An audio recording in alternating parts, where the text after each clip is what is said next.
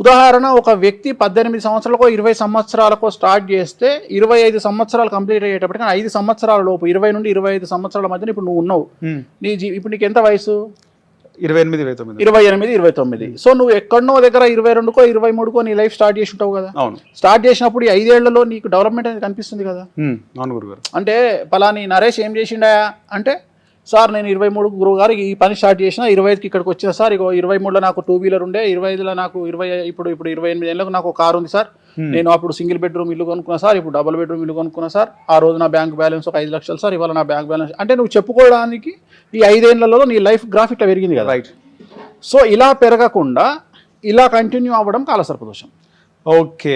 అంటే నీ ఎక్కడ వేసిన గొంగలి అక్కడ ఉండడమే అనేటువంటి కాలసర్పదోషం. డెవలప్మెంట్ ఉండదు. కానీ కొంతమంది డెవలప్ అయినా కూడా వాళ్ళకు మిగలవు.